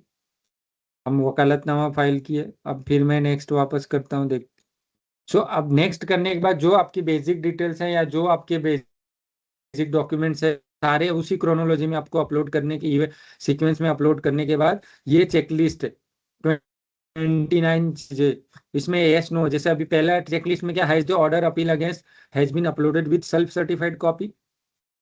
अब ये सेल्फ सर्टिफाइड कॉपी का जो कॉन्सेप्ट है वो सर्टिफाइड कॉपी हमको जी स्टेट रूल्स में दी है। जी कॉपी मीन्स या तो आप खुद सर्टिफाइड करो एज ए ऑथोराइज रिप्रेजेंटेटिव या डिपार्टमेंट से certified low, but self certified या सर्टिफाइड कॉपी की नीड वहीं पे है जहां पे आपका ऑर्डर मैनुअल है। अगर हमारा ऑर्डर ऑनलाइन पोर्टल पे है तो सेल्फ सर्टिफाइड हमको कराने की जरूरत नहीं है, सर्टिफाइड कॉपी नहीं देनी है, हम नॉर्मल अपलोड कर सकते हैं। बट इन केस अगर आपका OIA या रीजनल ऑर्डर जो है वो मैनुअल है, अपलोडेड नहीं है डॉक्यूमेंट, उस केस में आपको उसको सर्टिफाइड करके ही अपलोड करना है। तो इस यहाँ पे उसको आपको यस नो का ऑप्शन दिया। Second, has the order passed by the proper officer, order against which the appeal before appellate was preferred under 107, order that has been revised under 108 has been uploaded with। ये बात करता है आपका जो revisional order है या order in original है, जो आपका डिमांड ऑर्डर है वो सेल्फ सर्टिफाइड है कि नहीं। सो बेसिकली अगर आपका डिमांड ऑर्डर ऑनलाइन नहीं है तो आपको उसको भी करना है सर्टिफाइड कॉपी। अगर आपका ऑर्डर इन अपील भी मैनुअल है, ऑनलाइन अपलोडेड नहीं है, तो उसे भी आपको सेल्फ सर्टिफाइड करना है। सो आप अकॉर्डिंगली उसको यस नो या नॉट अप्लीकेबल करेंगे। Third one is have the issue under dispute before tribunal been clearly stated in the present appeal. But obvious है हमें क्लियरली लिखना है, हम उसको घुमा फिरा के उसको गोल गोल लिखेंगे तो ट्रिब्यूनल ही कंफ्यूज हो जाएगा। सो यहाँ पे भी हम fourth one has the case summary. जैसा अभी हमने देखा पॉइंट नंबर 16 या 17 में केस समरी देना। केस समरी दैट मीन्स कि हमें उस पर्टिकुलर डिस्प्यूट को लेके एजुडिकेटिंग अथॉरिटी का क्या स्टैंड था, अपीलेट अथॉरिटी का क्या स्टैंड था, हमारा क्या स्टैंड है और अभी हम क्या क्लेम कर रहे हैं। सो ये चीजें यहाँ पे कि भाई वही पूछ रहा है has the case summary of dispute before tribunal have been provided in the present appeal, yes और नो। सो हमें yes. Fifth has the statement of facts regarding the dispute before tribunal included in, आप means आपने statement of facts बनाया है properly बना, yes. Have all the documents been digitally signed by the person uploading them. So ये जो documents हम upload कर रहे हैं वो डॉक्यूमेंट्स सारे हमने डिजिटली साइंड किया है और नॉट, तो उसको यस और नो करना है। Have the fees as prescribed in rule 1105 have been paid. So यहाँ पे हमें यस करना है बिकॉज इसके बाद ही हमको कोर्ट फीस पे करने के लिए बोले। सो और बिना कोर्ट फीस पे किए हुए हमें पढ़ने मीन्स हम अपील फाइल नहीं कर सकते, और वो डिफेक्ट भी होगी अगर हमने कोर्ट फीस नहीं प्रॉपरली, और जितनी प्रिस्क्राइब फीस है, फॉर एग्जांपल 5,93,000 का अगर डिस्प्यूटेड अमाउंट है तो आप 5,000 नहीं भर सकते, उसको आपको 6,000 ही भरना है। सो अगर आपने 6,000 की जगह 5,000 भरा है तो वो नॉट पेड ही जैसा, तो आपको पूरी फीस भरनी। Has the book mark. So जब हम अपलोडेड डॉक्यूमेंट्स देख रहे थे तो वहां पे उसमें लिखा था कि जो भी आपको डॉक्यूमेंट्स देने हैं वो well book mark, index, proper page numbering के साथ होना चाहिए। इवन उसका ड्राफ्टिंग के लिए भी उसकी फॉर्मेटिंग दी हुई कि टाइम्स न्यू रोमन में 12 का साइज होना चाहिए, 2 वर्ड्स पे उसकी जो स्पेसिंग होनी चाहिए वो डबल की होनी चाहिए। सो यहाँ पे वही बुक मार्क और paging have been done according with the index, have all the documents uploaded in color scan from the respective originals। जो आप डॉक्यूमेंट्स अपलोड कर रहे हैं वो सब कलर में स्कैन है ना, yes और no और not applicable। have the appeal prepared in the English। आपने जो अपील प्रिपेयर की है वो इंग्लिश में ही प्रिपेयर की है ना, उसका डिक्लेयर yes नोट देना है। If any order, notice, statement or passed in the language other than English, has that English translation been uploaded। सो कई जगहों पे जैसे स्टेट जनरली सेंट्रल अथॉरिटी अपने ऑर्डर्स या अपील ऑर्डर सब कुछ इंग्लिश में देती है, बट जो स्टेट अथॉरिटीज है जैसे गुजरात में है तो गुजराती में ज्यादातर हम ऑर्डर्स देखेंगे स्टेट के, तो उसमें गुजराती कंटेंट्स होता है। यूपी की अगर हम बात करते हैं तो वहाँ पे हिंदी में जनरली होता है। सो अगर हमारे लोकल लैंग्वेज में है, शायद वेस्ट बंगाल का होगा तो शायद बंगाल में हो, बंगाली में होगा, या और कहीं भी कोई भी लोकल लैंग्वेज में होगा अदर देन अगर इंग्लिश में है, सो उसे हमें ट्रांसलेशन कॉपी करनी है। अब ट्रांसलेशन कॉपी हम करते हैं तो उसकी एफिडेविट भी देनी है कि जो हम ट्रांसलेशन दे रहे हैं या जो लिख रहे हैं वो प्रॉपरली ड्यूली वही फैक्ट है या वही सेंस आ रहा है जो पर्टिकुलर लोकल लैंग्वेज में लिखा हुआ है। अगर नॉट अप्लीकेबल है तो हम नॉट अप्लीकेबल कर देंगे, अगर हमारा इंग्लिश में ये ऑर्डर है तो। और ऑल एफिडेविट्स प्रॉपरली अटेस्टेड। अब अगर हम कोई एफिडेविट लगा रहे हैं, जैसे हम कोई नॉर्मल एफिडेविट एक लगाते हैं कि जो हम अपील फाइल कर रहे हैं वो ट्रू एंड फेयर फैक्ट है, सारी चीजें हम उसको ओथ कर रहे हैं, सो वो अटेस्टेड है, नोटराइज्ड है कि नहीं है। उसके अलावा हम कोई इंग्लिश ट्रांसलेशन के लिए एफिडेविट लगा रहे हैं तो वो उसके लिए भी हमें चेकलिस्ट में उसको डिक्लेयर करना है। If any English translation had been uploaded, has the affidavit confirming the accuracy of the translation been uploaded by the appellant or authorized representative or translator? So that means अगर हम कोई translation करा रहे हैं या कर रहे हैं, सो उसमें आप या तो अपीलेंट उसको एफिडेविट देगा उसकी एक्यूरेसी के, या ऑथराइज रिप्रेजेंटेटिव दे सकता है, नहीं तो हम ट्रांसलेटर से ही ले सकते हैं। सो अगर हम कोई ऑफिशियल या कोई रिकॉर्डेड जो ट्रांसलेटर, जो गवर्नमेंट ट्रांसलेटर या जो जिसके पास प्रॉपरली वो काम करने के लिए उसने लिया है लाइसेंस, या जो वो उससे हम ले सकते हैं एफिडेविट की जो आप ट्रांसलेट कर रहे हो उसकी एक्यूरेसी वही है। Have the details of appellate revisional authority been correctly and fully specified in the present appeal. जो हमने डिटेल्स दी है उसकी ऑफिस की, उसके नाम, उसका डेजिग्नेशन, वो प्रॉपर है, yes or no? Have any notices issued under by the appellate or revision been uploaded with self certified copy? अगर कोई नोटिस रिविजनल अथॉरिटी या अपीलेट अथॉरिटी ने इशू किया है वो आपने अपलोड किया, उसको सेल्फ सर्टिफाइड किया है कि नहीं? Have any so cause notice statement or proper been uploaded with self certified copy? यहाँ पे भी वो सेल्फ सर्टिफिकेशन की बात कर रहा है, certified copy. Have the details of officer as referred in question number 3 pass the order been correctly specified in the present appeal? जो हमने 3 नंबर में देखा, 3 नंबर में क्या था? Have the issue under dispute tribunal been clearly presented appeal?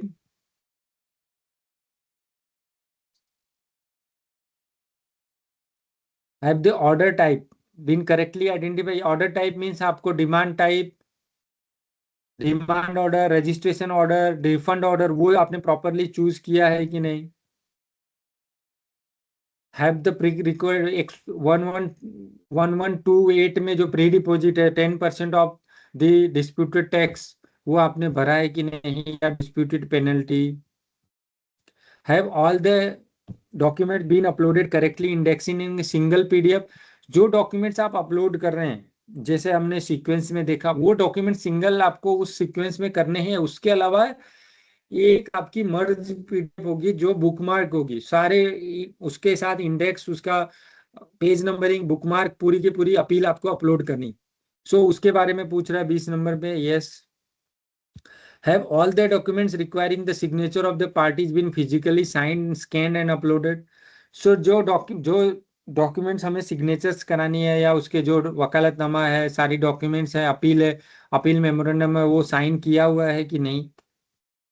Has the present appeal been filed correct category of the case? हमने जो category of case starting में चूज किया था वो प्रॉपरली है कि नहीं। Whether the amount of demand as per present appeal in accordance with the order passed by the appellate authority under section 107. Whether amount of demand as per the present appeal is जो आपकी appellate authority 107 में first appellate authority ने demand दिया है, या order जो आपका demand है उसके अकॉर्डिंगली है, यस और नो। अगर उसमें कुछ डिस्प्यूट है तो उसको आपको यहाँ पे रिमार्क्स में लिखना है। Whether the amount admitted before appellate authority, अगर हमने कोई फर्स्ट अपील के सामने कोई एडमिटेड अमाउंट लिख रहे हैं कि ये हमारी एडमिटेड अमाउंट है, सो वो हमने पहले बिफोर अपील, जैसे प्री डिपॉजिट हम भरते हैं वैसे हमारी एडमिटेड लाइबिलिटी भी हमें भरनी है टू डिसाइड दी या टू एंटरटेन दी अपील। अगर हम कोई एडमिटेड अमाउंट कोई नहीं भरते हैं तो हमारी अपील डिफेक्टिव होगी, वो शायद नहीं सुनी जाएगी। बिकॉज जैसे प्री डिपॉजिट मैंडेटरी है वैसे एडमिटेड अमाउंट भी पहले पे करना मैंडेटरी है। सॉरी, यहाँ पे यस, ये एनी अदर इश्यू अगर आपके पास कुछ है तो आप उसको यहाँ पे देख। Are all documents include fully and properly scan in specified DPI resolution with no pages missing, yes. Are form of the appeal attached properly paginated and indexed, yes। Have all type return document, जैसे मैंने बताया A4 size, page size A4, double spacing, justified horizontal alignment in Times New Roman and font size should be 12। So आपका ये formatting का जो या criteria है ये हमें मार्क करना चाहिए while we are drafting the appeal. Once we have drafted the whole appeal and after that उसको हमने PDF में कन्वर्ट कर दिया, मर्ज कर दिया, बुक मार्क कर दिया, उसके बाद पता चलता है कि हमारा फॉन्ट साइज 12 नहीं 11 है, या हमने A4 के नहीं उसमें हमने लीगल साइज पे बनाया है, सो वो इसके अकॉर्डिंगली नहीं होगा। सो उसमें हाई चांसेस है कि अभी हमारे पास फिर रजिस्ट्री से हमें उसके लिए डिफेक्ट आएगी, वापस हमें सारे डॉक्यूमेंट्स फिर से हमें ड्राफ्ट करने। Last one is the are all documents enclosures are fully properly scanned in colour and legible.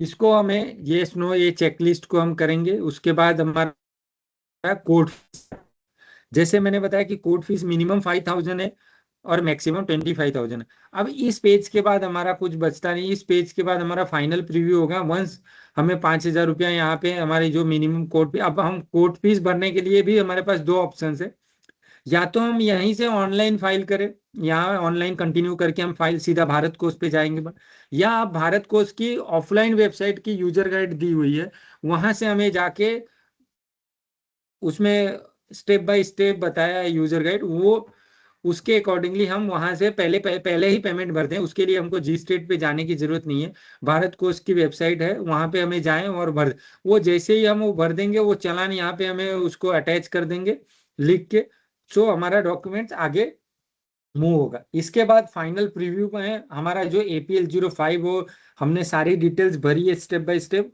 वो सारी डिटेल्स यहाँ पे रिफ्लेक्ट होगी। उसकी PDF में हमको डिजिटल सिग्नेचर लगाना है, या अपीलेंट का डिजिटल सिग्नेचर लगाएं, ऑथोराइज रिप्रेजेंटेटिव का भी हम लगा सकते हैं, या इन केस हम उसको आधार से भी उसको वेरीफाई करके फिर हम उसे अपलोड कर सकते हैं। ये स्टेप करने के बाद हमारी अपील फाइल हो जाएगी। सो ये मोरलेस हमारा जो अपीलेट ट्रिब्यूनल्स का पोर्टल का फ्लो चार्ट है, या हमें अपील फाइल करने के लिए इतनी स्टेप से हमें जाना है, स्टेप बाय स्टेप, एक पूरा किए बिना हम दूसरे पे नहीं जा सकते हैं। और वंस एक बार हमने फाइनल प्रीव्यू किया, अगर हमें कुछ दिखता है उसमें कुछ चेंजेस हैं तो हम वापस बैक उस स्टेप में आके हमें चेंज कर सकते हैं।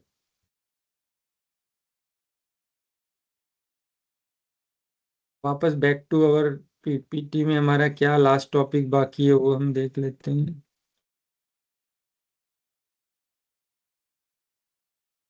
ये हमने देख लिया, ये देख लिया, ये लाइव डेमो देख लिया हमने। टोकन फैसिलिटी, हाँ आई थिंक ये मेरा लास्ट होगा।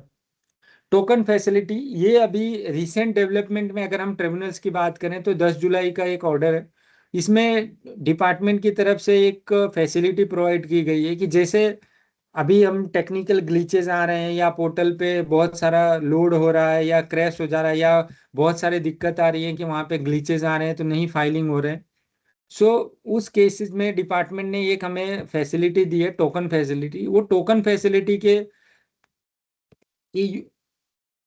बेनिफिट ये है कि अगर हम टोकन फैसिलिटी जनरेट कर देते हैं 31 जुलाई को, जैसे 31 July is the last date to file the appeal before the 38 अप्रैल के जितने भी ऑर्डर हैं उसके पहले के जो भी ऑर्डर्स होंगे वो हमें 31 जुलाई से पहले हमें उसको ट्रिब्यूनल्स में जाना है।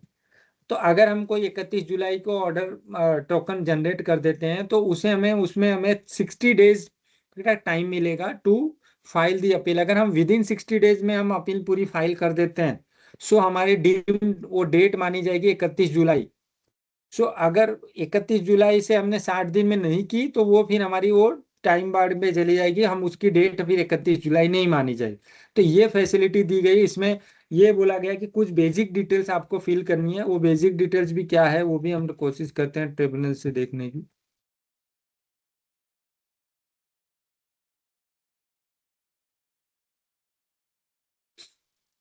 ये अगर हम बात करते हैं तो ये टोकन फैसिलिटी है, टोकन फैसिलिटी जनरेट करने का टैब है।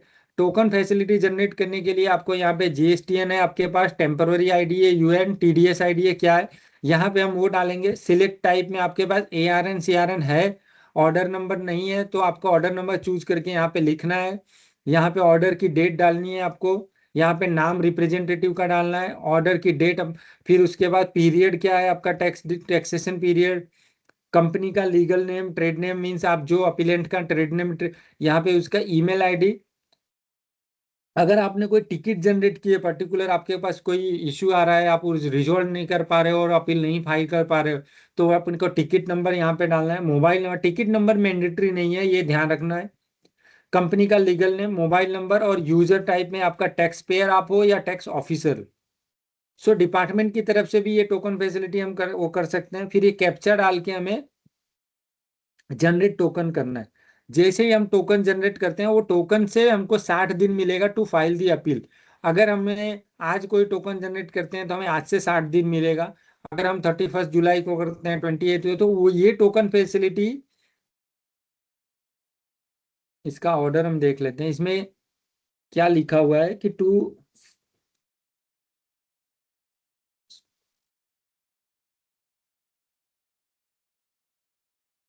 in order to facilitate the smooth filing of the appeal and considering them to file within a due date in exercise by so and so record intent to file appeal. So हम token अगर generate कर देते हैं before 31 जुलाई, that means हमारा intent हो जाएगा कि हम अपील फाइल करना चाहते हैं within time, but due to the technical glitch या कोई भी सो ये जो बेसिक डिटेल्स है इतनी डिटेल्स हमें देनी है। और हाँ, इसमें एक चीज और भी लिखी हुई है कि अगर हम proper as per the order of the so and so must be filed within 60 days from the date of token of generation. Filing of the appeal or application completed within 60 days from only be considered validly filed within the time limit within the due date. User are advised to keep the record token generated during token shall stand lapse after 60 days.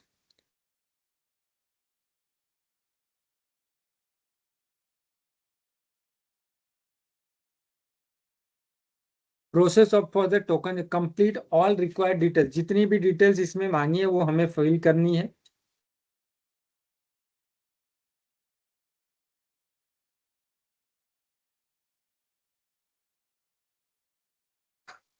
और यहाँ पे अब separate token must be generated for each appeal. For example if taxpayer is required to appeal, हमें two separate token must be generated.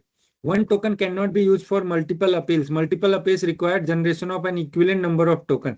जितनी हमें appeals file करनी है उतने टोकन लेने हैं डिफरेंट डिटेल्स डाल के। जैसे क्योंकि डिफरेंट डिटेल दैट मीन्स यहाँ पे ऑर्डर का नंबर और ऑर्डर की डेट वो मांग रहे तो, और ऑर्डर की पीरियड, टैक्स डिस्प्यूट का पीरियड या टैक्स पीरियड मांग। सो इसके अकॉर्डिंगली हमें अलग अलग पीरियड के अलग अलग अपील के लिए अलग अलग हमें टोकन जनरेट करना है।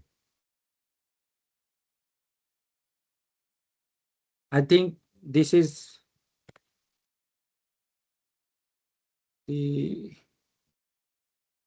the last point I think होना चाहिए। yes, so this is the it from my end। अभी किसी मेंबर्स को या किसी पर्टिकुलर कोई स्पेसिफिक कोई क्वेरी हो पर्टिकुलर पॉइंट्स के लिए, so I will try to resolve the same in respect of the filing of the tribunals appeal और any related matters. Thank you.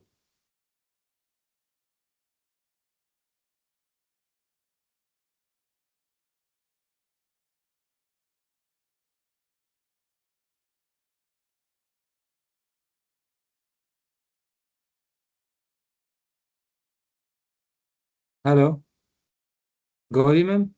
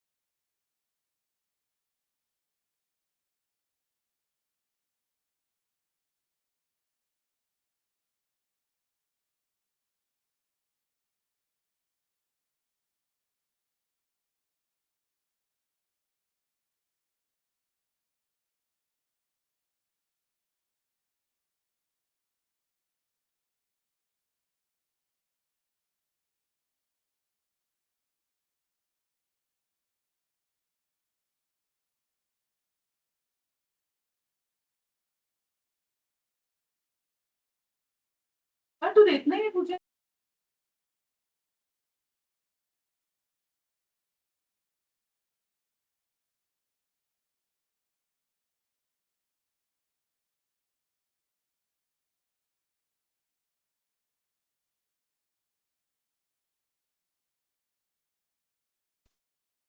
Any questions?